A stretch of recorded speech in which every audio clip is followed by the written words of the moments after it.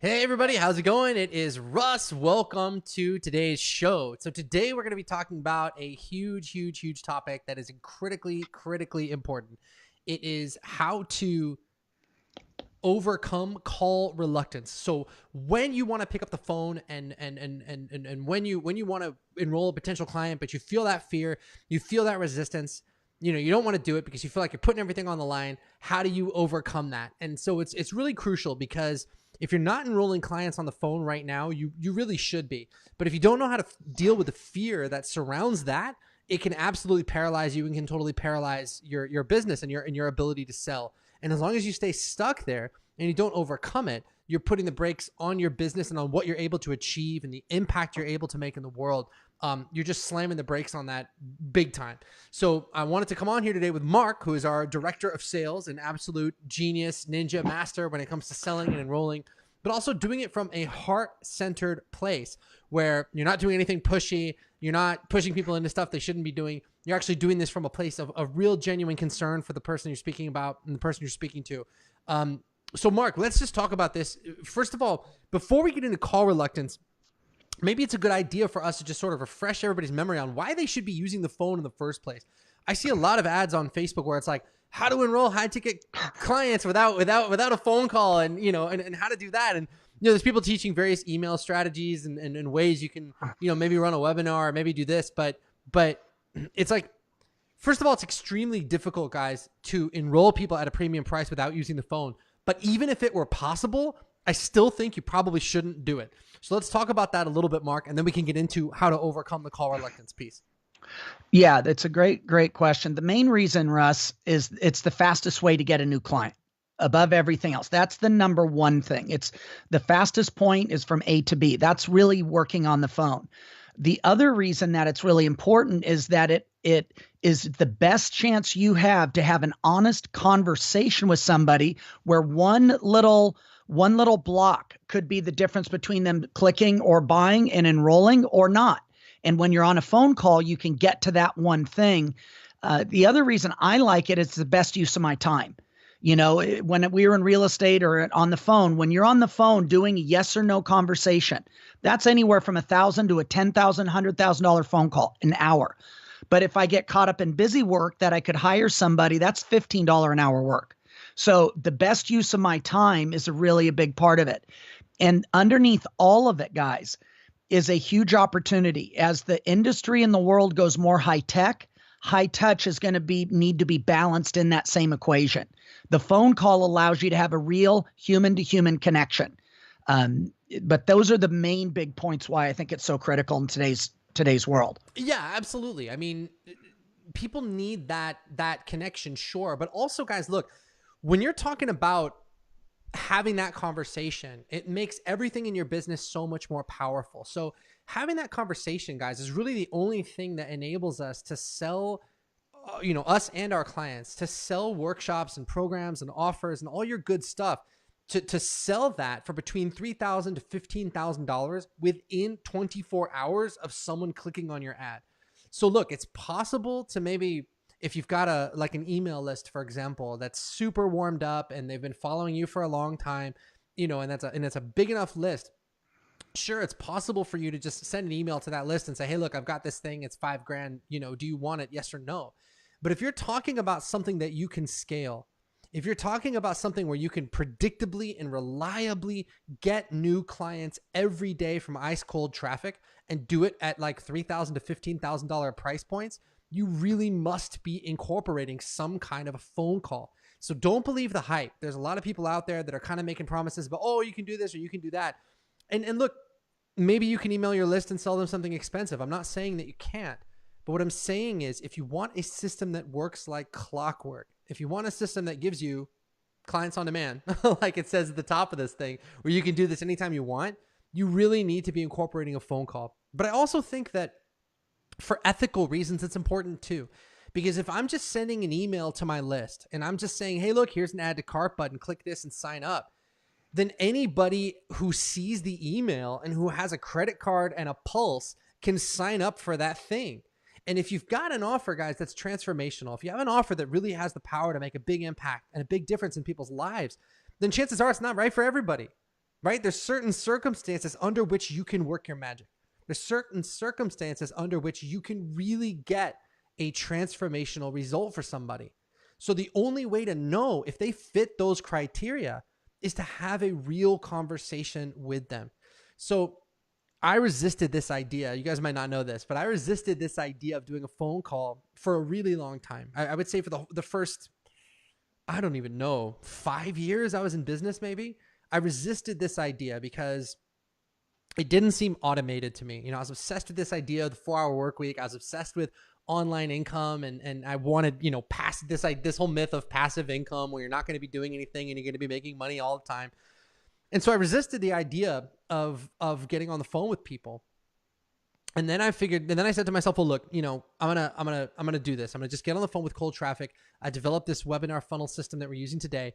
And when I did that, my income went from about 20K a month from where it was to like 200K a month almost instantly. And I was getting a much better caliber of client. I was enrolling people at higher prices. The coaching relationship was set up properly, where they weren't just clicking a button and signing up for something, but like I actually had the ability to establish a real relationship with the person I was speaking to, so that we were all on the same page. I knew what their problems were. I knew what the solution ought to be. They were committed to doing the work. I was committed to doing the work. And that relationship was really set up beautifully. So that one decision, guys, to get on the phone, not only did it 10x my income almost overnight, but it also really 10x'd my impact as well, where now I was able to get some like results for people that I thought, you know, wasn't even possible. So you really have to do this. Those of you guys that have been fighting this or resisting this, I want you to understand that you are leaving literally millions of dollars on the table. But more important than that, there's all of these clients that you could be helping. There's all these people you could be impacting, and you're just kind of leaving them behind right now because you're a prisoner to your own fear of just picking up the phone. So what Marc and I want to do, and Marc, if you want to comment on what I just said, that I want to hear it. But I just want you guys to understand that what we're going to be talking about today is how do you overcome that fear? Because if once you accept the fact that not getting on the phone is costing you millions, you can say to yourself, okay, Russ, well, damn, I guess I better get on the phone. But you're still going to have that fear. You're still going to have that hesitation. So I wouldn't be doing my job if I allowed you to have that fear continue to paralyze you. And so I want to give you some strategies today for what you can do to get over that, because I believe it's something everyone should be doing, not just from a dollars and cents perspective, but from a moral and ethical perspective too. It's going to maximize your income, but it's also going to maximize your impact to get on the freaking phone and have a real conversation with potential clients. Yeah, the thing that's important, and Russ, that I love what you said, because it is really true. I do think we have a moral obligation. If you believe in your product and service, it's like, you know, to that saying, I remember Barbara Mandrell quote, which was, again, God's gift to you is your talent. What you do with it is your gift back to God. And I kind of feel it's very similar in our business. When you have a gift and an ability to serve people and help them out of suffering, if you don't share it with anybody, you know, that's a shame. And one of the things that you talked about, which is really true, call reluctance is real, but it's not always overt. Kind of like, you know, a lot of successful, ambitious people won't say they're stressed. They're just overwhelmed. But call reluctance is hidden. And so it's the sort of thing, oh, I got to get busy. Oh, I'm going to do it. It's not that I don't have call reluctance. I just got to do other stuff first. So I get busy. That's a hiding place. But the real culprit is call reluctance. Then it's the sort of thing that, oh, I need to make sure I get everything ready. And then they hide there. And then we've even heard it. How many calls have we heard? Somebody gets on the phone. Are you sure it's still a good time? We can do this later. You know, if you're not ready. And so then they essentially subconsciously are sabotaging that call. And then energetically, they are resisting and pushing away that call before it even happens. So the chances of that becoming a client are very slim. So the call reluctance hides in several different places. And so when you know you don't have it is when you cannot wait for the call, where it's the best part of your day. No matter what, you're going to be juiced. You cannot wait. And that's really where we really want to help people get to, because when you're in that state, anything else is a form of call reluctance. If you don't love it and want to do it, something is off. And so let's break it down because it's a very important topic. So why does that happen then, Mark? Why do people have, in your opinion, why Yeah. do they have this call reluctance? That's a really great question. I think there's several reasons. Number one is I think that, again, focus resides and fear resides in two places, internal and external. Just like focus, internal focus, external focus. So one of the first reasons that people get call reluctance is they shift their focus from the client and their needs to me and, oh my God, what if I do it wrong? So the first one is a shift in focus. If a person is focusing on themselves, what are they going to think of me? What if they ask me questions? Oh my God, what if I don't know how to do it? And what happens though is we shift from focusing on there is a client out there with a big problem. Let me see if I can help them. That's external focus. Instead, we shift to internal focus. Oh, what if they go? And now humiliation could be a part of it. Fear, those type of fears will show up. But focus is the first piece. The second thing that so just to be clear, Mark, you're saying that and I find this to be true for myself as well.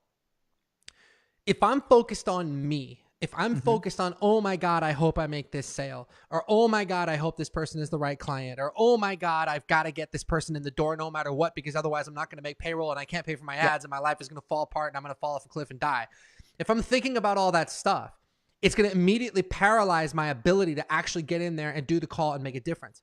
But on the other hand, if I shift my focus where all of a sudden it's not about me anymore, it's about the person that I'm speaking to and what are their problems and what are they stuck on and what are they struggling with and how can I help?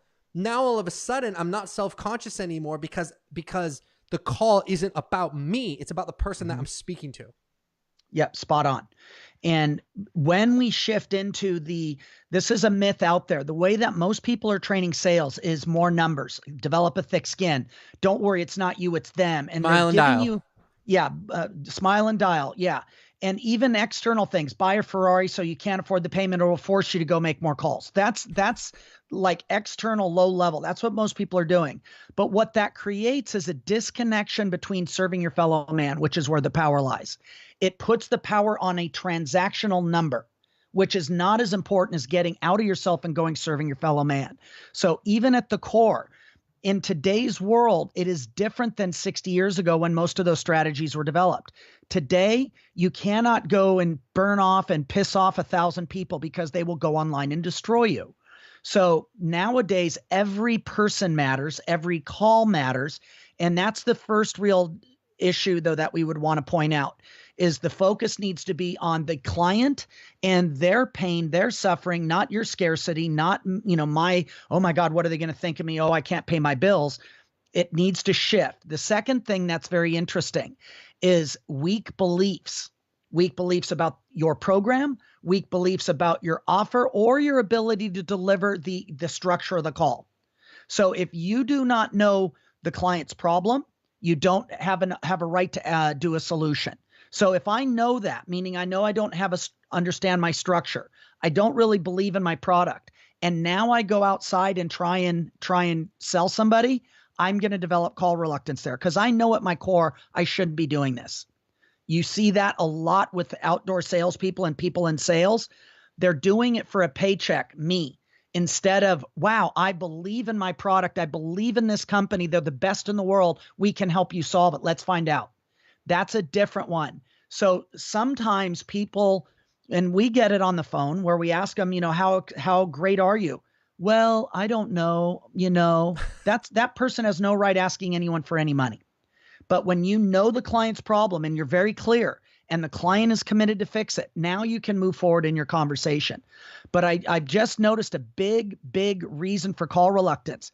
The person, the business owner or the salesperson has never taken the time to truly look at the results their clients are getting, how their program does work and maybe who it doesn't, like you just said, and who is our ideal client. If you're vague on those, you will have call reluctance. Very simple.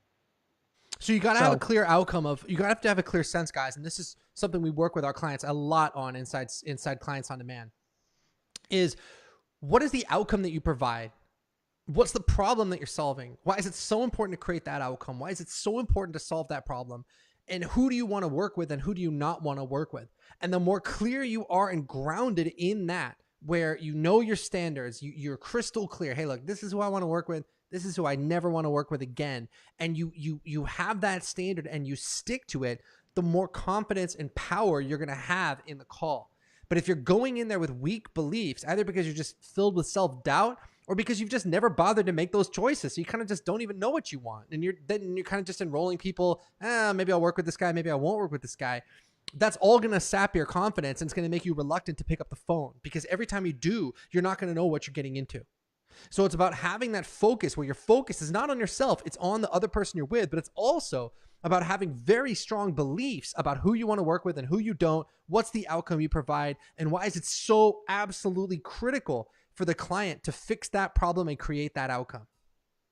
Yeah, it's a big issue, because at the end of the day, guys, call reluctance is real. And again, if you haven't taken the time to build your beliefs about your company, your program, you need more work in that area. The other area, Russ, I wanted to stack is also fear. Fear is just like energy. We talked about it's contagious and it expands. Well, fear isn't just on call reluctance. Fear could be a pathway in the brain, for example. And when let's say when we're kids, we're afraid of the boogeyman. We're afraid of that noise under our bed. Well, that pathway is hardwired in our brain. So anything in the unknown could trigger that, and it can hijack that pathway. So if I let my mind run wild and I go, fear is either real or imaginary. Usually it's imaginary. So what happens is I had one tough call a month ago when I wasn't prepared. Now I go on and now I replay that call 1,000 times in my mind. So when I get ready to do a call with you, immediately, again, I go internal. I start thinking, oh my God, what if this person yells at me? What if I can't answer that same price question? What if I don't know how? And now all of a sudden I start an inward imaginary death spiral from fear. And it is just as real in the psyche and the nervous system as real fear. Real fear is somebody kicking down your door, trying to hijack the house and do something like that, or a bomb exploding, or people shooting at you. Imaginary is equally as dangerous because our minds has no limits. It will come up with every stupid bullshit, crap thing about, oh my God, what if they say this and this and this and this? So that's the other one, that why call reluctance really does happen. It happens a lot. Yeah, absolutely. Okay, so then there's a difference, guys, between call reluctance that is sort of normal, where it's just fear, like Marc is talking about, and call reluctance when it's actually a big red flag, when it's a sign that something else is maybe going on that you really need to deal with. So Marc, why don't we talk about when is it a red flag and when is it just fear? Let's talk about when call reluctance is actually like a big red flag. Well, first off, fear is actually a really good thing, but we don't want to be paralyzed by it. Most people don't. Meaning, let's say you're walking out with the family and the kids up in Big Bear, and all of a sudden you see this big, huge black bear walking with its two cubs, and you're walking and the little boys run up to it. You damn well better access fear and run the other way and run downhill. Make sure you outrun your guide, if you know what I'm talking about. So in that case, well, you just have to outrun your kids at that point. Exactly. You just got to be faster than that. You got to be faster than the slowest kid, and you're good. So there's moments where fear will serve us, but the key, however, is because we need to pay attention, but we need to put it in the back seat. If we let it drive our life, we'll be paralyzed. So when this happens, the key to it, again, it's an opportunity for courage to come forth.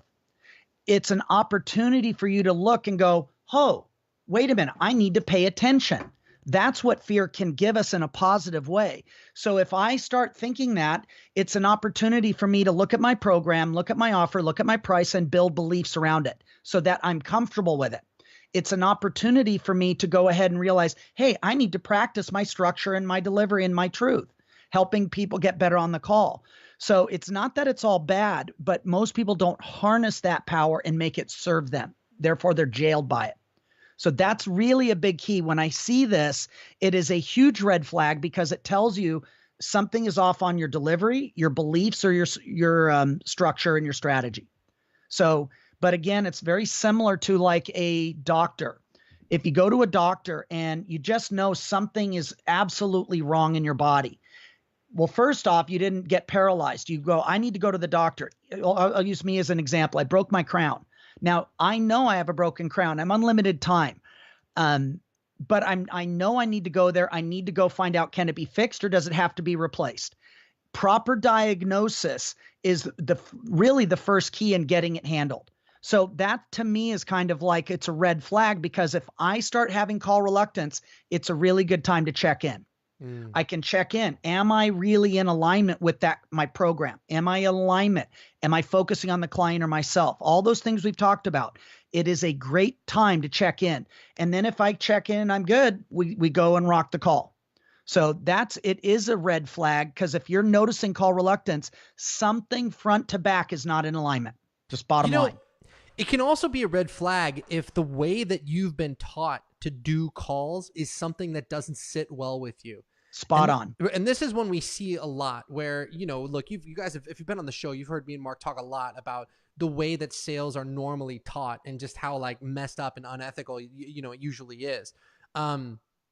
Sometimes if you've been taught some of those methods where you're pressuring people or browbeating people, or you're sort of forcing people to say yes, even if that's not the best thing for them, where, you're just trying to, make the sale no matter what, or where you're saying something like, oh, this isn't for everybody. But the truth is, if you have a pulse and a credit card, you're going to enroll them no matter what. Those things over time, if you are a good person, will give you call reluctance, because you'll be sitting there and you'll be thinking to yourself, hey, you know what, man, there's something that doesn't feel right about this sales process. There's something that just doesn't sit well with me.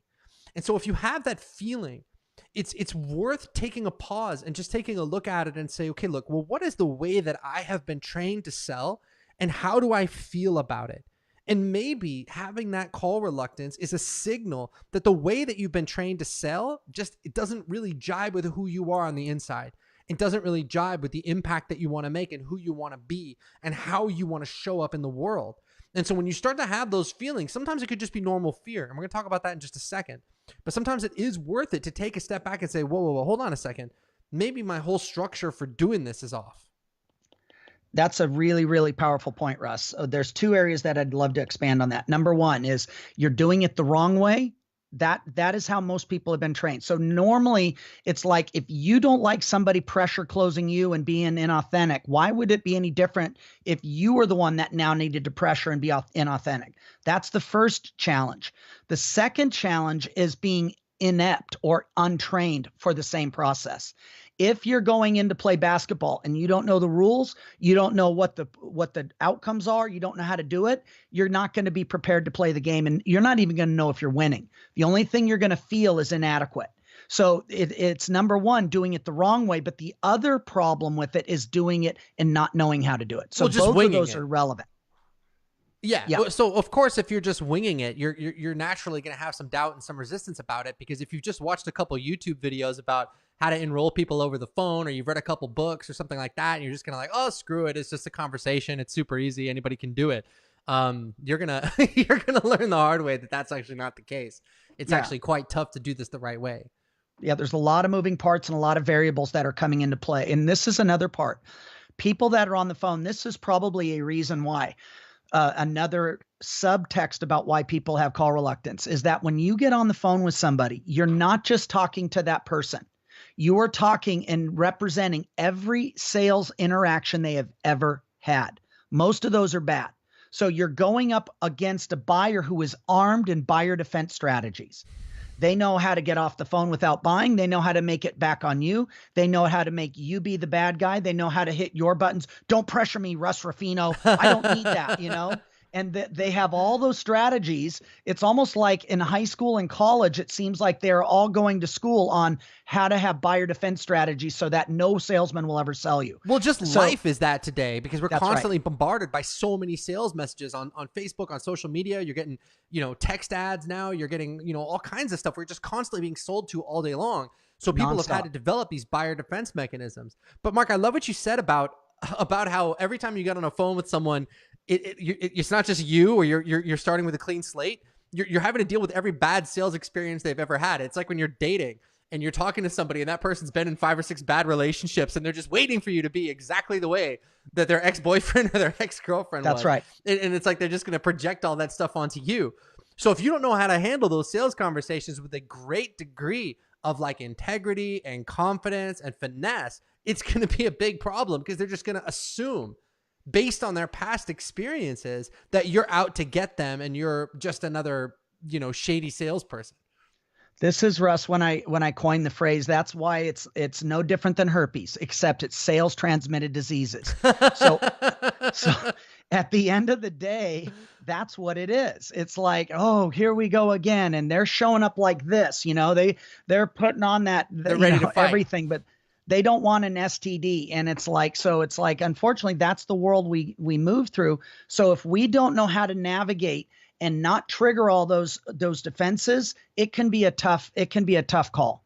And so that could be a big reason too, why people then develop a fear, even when one might not have been there, or that's also why they have called reluctance. So just some food for thought. Yeah, absolutely. Okay. So if you are rock solid on the problem that you solve, and if you're rock solid on who you want to work with, and if you've been trained properly, where, and your internal beliefs are solid, but you've also been trained properly, where you've been trained in a sales process that you feel great about, that you're congruent with, and it all feels good, then it's probably not a red flag. It's probably just normal fear. So let's just assume that people have dealt with the big issues why they could be dealing with call reluctance, and it's just like the normal fear. How do you overcome just the normal fear that you might feel when you're doing a sales call?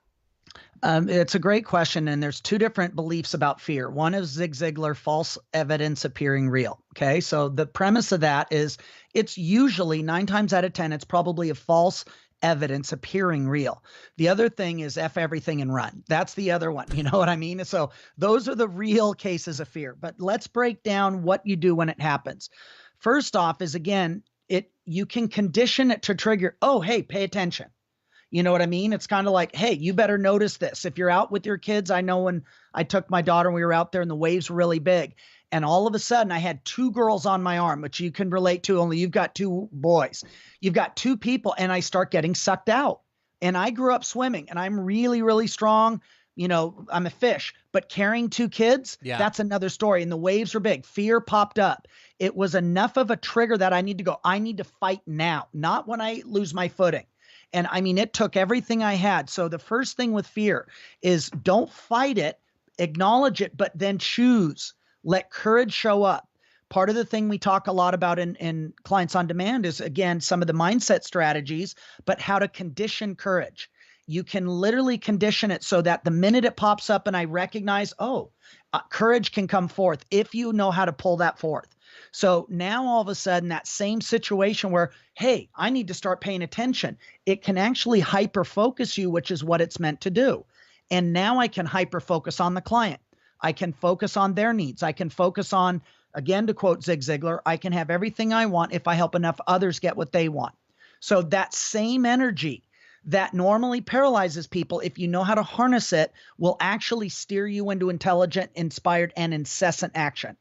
So that's really a big key, because I don't believe you ever want to get rid of fear, but I don't want to be paralyzed by it. It's a small distinction, but a powerful one. No, that's a big distinction, Mark, because usually when people feel fear, they get ashamed. Yeah. They feel like, well, I wish I didn't feel this way, or I shouldn't be feeling this kind of fear. Oh, I'm being such a wuss, or whatever it is. But the honest truth, guys, is that the fear never goes away. The more you act with courage, like Marc is talking about, the weaker and weaker and weaker the fear gets, but it never truly disappears. I mean, I'm scared every day by something. Something always happens to put you in that place of fear and to freak you out. And honestly, guys, look, if that's not happening, it means you're not playing a big enough game. If you're just coasting and you're not trying to do anything particularly extraordinary, you might, go through your life without having to deal with a lot of fear. But to me, I've conditioned myself now to see fear as a sign that I'm doing something worthwhile. And if I've gone a few weeks or a few months where it's like, oh man, I'm not scared at all, it means I'm not trying anymore. So that fear can actually be a good thing. It means you're putting it on the line. It means you've got the guts to put yourself out there and to put yourself in a situation like a phone call with a potential client where you could hear the word no.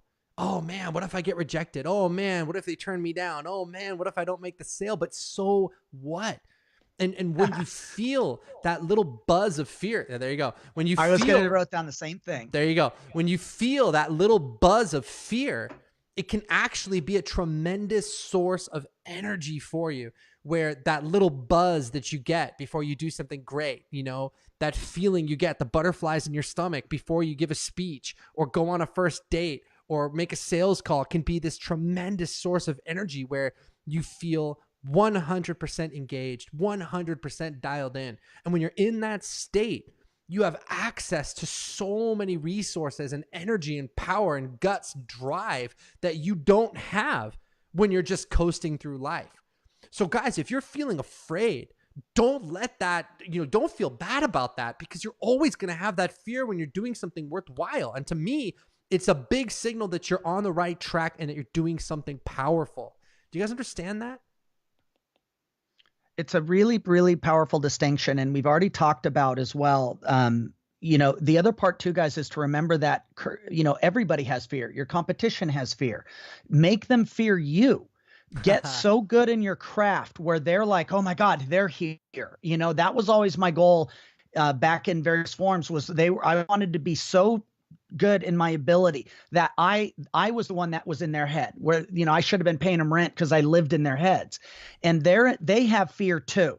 And when you know your craft, you know who you can help, and you're willing to love and serve them beyond any expectation of anyone else will do, that's going to be really, really powerful. And the other thing, Russ, that you said too, I love "so what," because that really is the key. I'd write that down, everybody.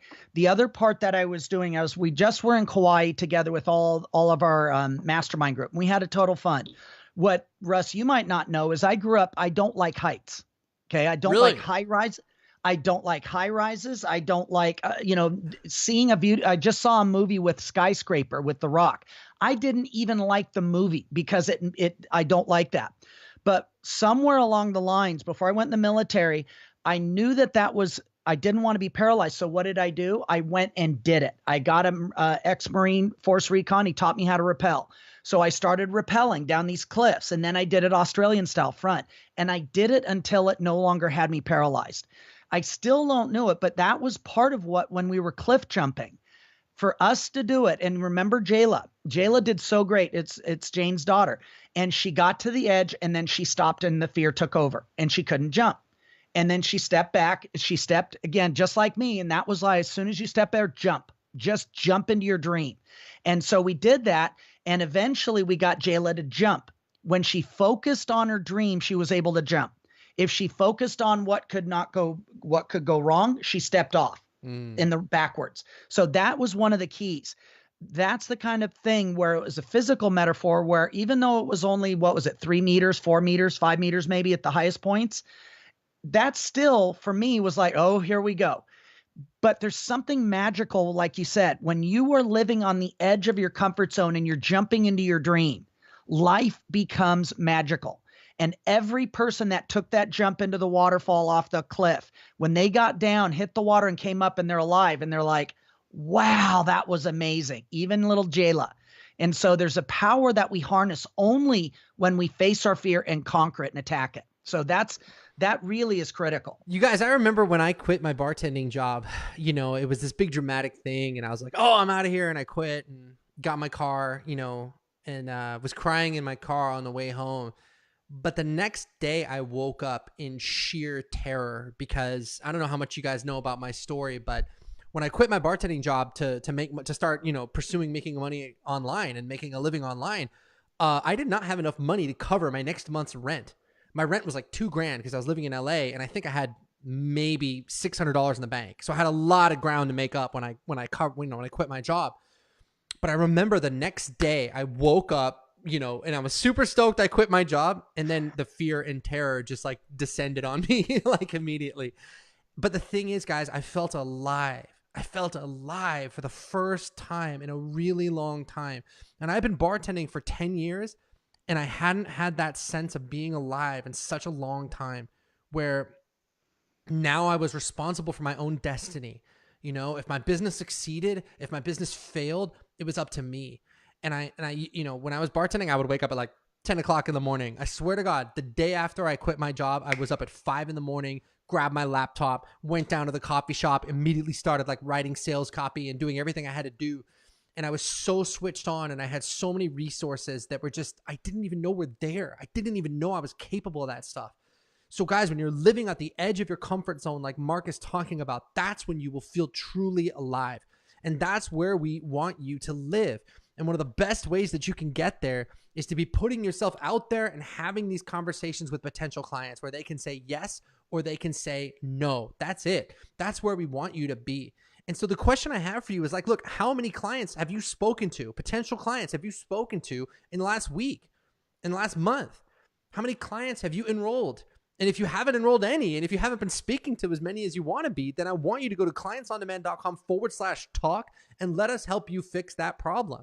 Because look, at the very least, you should be speaking to potential clients every day, if not enrolling potential clients every day. You know, I was talking to somebody earlier and we were talking about how, you know, like, look, if you're the manager of like a Chipotle or a Starbucks or a McDonald's, if you're the manager of a normal business and you go an entire day without anybody walking into the store, an entire day without anybody ordering anything, you go an entire day without a customer, you'd be freaking out, right? But as coaches and consultants and service providers, we do that all the time. You might go, oh, well, I didn't get any new clients today, or I didn't get any new clients this week, or I didn't get any new clients this month. And somehow we're just sort of okay with that. But we really shouldn't be, because if you're not at least having conversations every day, if not enrolling people every day, it's a big, big problem. And you've got to be honest with yourself about that. You got to be real with yourself about that and say, you know what, man, I haven't had a new client in a week. I haven't had a new client in a month. I got to do something about that. And if that's where you're at, that's what we help people solve every single day. I mean, it's literally all we do. We don't help people with their paintings. We don't help people with their poetry. We don't help people with their acting. We help people get clients. And if you're not having those conversations all the time on a consistent basis when you want to, and if you're not enrolling clients at the prices you want when you want, then we need to do something about that. And we want to help you do that. So I want to invite you to go to clientsondemand.com/talk. When you go to that page, you're going to see our calendar. Just grab whatever appointment time works for you, and we'll call you at the time you chose, and we'll go right to work, putting our heads together to craft a step-by-step game plan for you to get the clients you want, when you want, at the price you want. That is what we do all day, every day, and we would love to do it for you. So go to clientsondemand.com/talk. Yeah, it's such a great topic, Russ, because again, this is one of the key pillars. When you have confidence and certainty that you know how to enroll people effectively, and then you also understand, again, Russ, you break it down into three businesses or three focuses: attract, enroll, and fulfill. And so, you know, at the end of the day, when you have a funnel and a system, guys, this is one of the hidden benefits that when I first found out about Russ Ruffino and I saw what he was doing. When we got people on the phone, I told them, I was like, it's almost like that's not even selling because all the heavy lifting's done.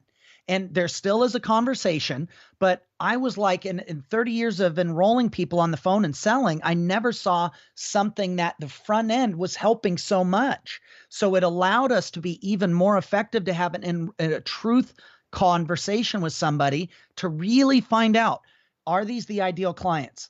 What would your businesses be like if every day you had 5, 10, 20 new clients, but they were ideal clients, fun to work with, committed, doing the work, getting amazing results, saying thank you, thank you. That's really what we're talking about. And when you have the middle structure on how to enroll the right people, it becomes fun. And then it's like, oh my God, I can do it from anywhere. Oh my God, look at the people I get to serve. And then the third piece, it also, like you said at the very beginning, it also sets the foundation for a great coaching and transformational relationship. So getting the results is easier because you're not working with the drama queens. You're not working with the people that are skeptics. You're working with people committed to solving it. So when those three pieces are congruent and they match up, life gets magical pretty damn quick. So I love the whole topic. Awesome, guys. Go to clientsondemand.com/talk, book a call to speak with us because we'd love to help you get your client attraction dialed in. Now, if you're watching us on Facebook and you want to check us out on iTunes so you can actually take this with you and listen to it in the gym, that kind of thing, then I want you to go to iTunes and I want you to search for the Clients on Demand podcast on iTunes. And if you're watching this on iTunes or you're watching this on Facebook and you want to get notified about when we go live so you can watch these broadcasts live, then I want you to go to our business page, and that's Russ Ruffino Clients on Demand.